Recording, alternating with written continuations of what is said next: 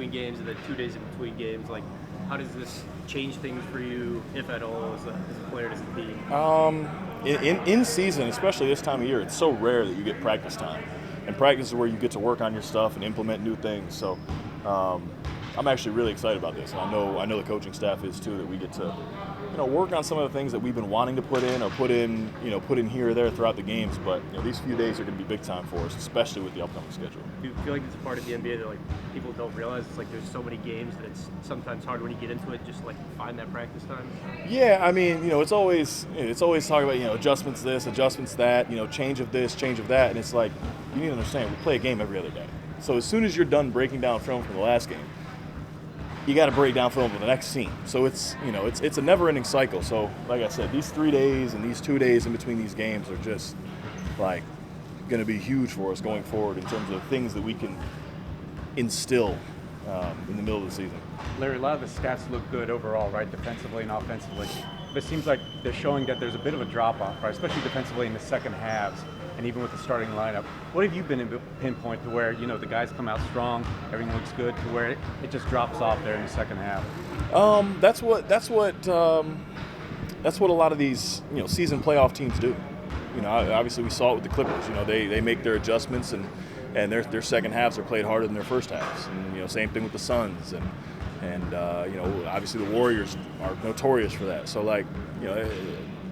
the better we get and the more we play these experienced teams that have that playoffs with a playoff mentality, which is what the Suns did. They match up, hunt it all game, which is what we're going to see all playoffs when we make it. But I think it's just an area of improvement for us. Obviously, that starting group has so much firepower on it. Just getting it to mesh is the challenge, and that's that's something that we just talked about. These 3 days, these 2 days can be huge in terms of just making connecting some of those issues or errors. Larry, your brother made his debut last night. Thank you for asking. Yeah, thank you for asking. Can you kind of walk me through what it's like to your brother make his NBA debut? Did you watch live? So yes, I did watch live. So he's 7 years younger than me. So it's just crazy. He's just the baby. Pete's always just been the baby of the family. He's always giving advice. Talking to him like he's my little brother. But seeing him, and this is what I was telling my wife last night, is like we're coworkers. How crazy is that?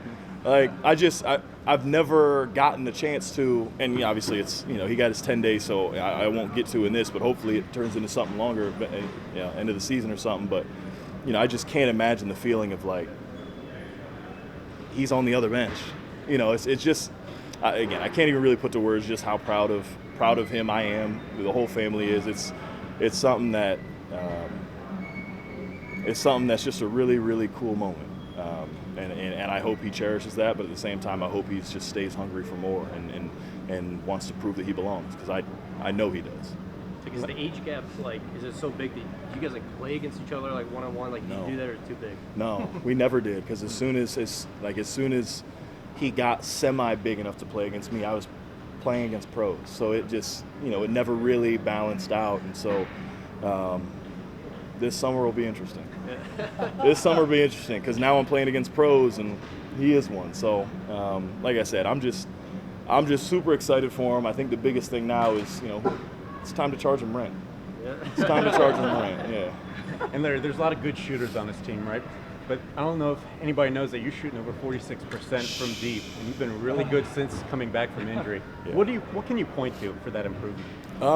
We talked about it earlier this season. Yeah, I had a rough summer physically, moving wise. So I had some pokes and prods, but in that time I did get a chance to settle down and just work on my catch and shoot, stand still shooting. And so it's starting to pay off. I work on it every single day. The coaching staff has been great in encouraging me and wanting me to take those shots, but that's something that I definitely have in my arsenal. I don't want to overdo it, but at the same time, those corner threes I'll continue to take and hopefully continue to make.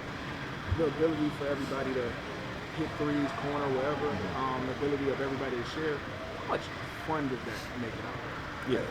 No, it's a lot of fun. It's a lot of fun, and that's, again, you see our key pillars behind us is, mindfulness, compassion, and one of the most important ones is joy. So this team is at its best when we're having fun, and we're having fun when the ball is moving, equal opportunity offense, and guys are, obviously everything starts with B and Z and C, but when the ball's moving, hopping, we're getting stops and running, that's fun, that's joy, and these guys catching and shooting threes with confidence is what should be done. We see all the work that's done in here, and even our quote unquote non-shooters are better shooters than you've ever seen. So we're happy guys are making shots. We just got to keep confidence high.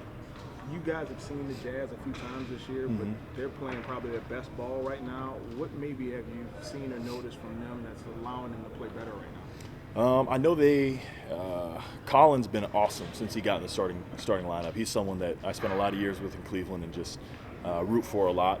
Obviously not 2 days from now, but he's been a huge spark plug for them. JC, Jordan Clarkson's doing what JC does.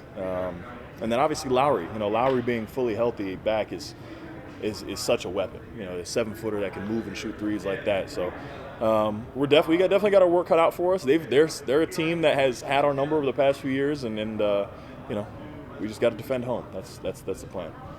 I'm curious, not to dwell on the past, but what did Pops have to say about the game against his sons yesterday or 2 days ago?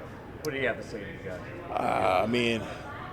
One of the biggest things, look, when a guy gets that hot, sometimes all you can do is good shot, good game. And Book was he went inferno on us and never looked back. But for him, he was just excited to see his old friends. Eddie Johnson that he played with, and seeing all those guys there. So, but for me, it always does mean a little bit more whenever I play the Cavs or the Suns, because those are his two teams. So, but no, it was good having him in the building.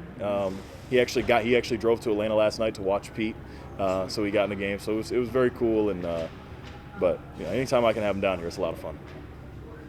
Perfect. Thanks guys.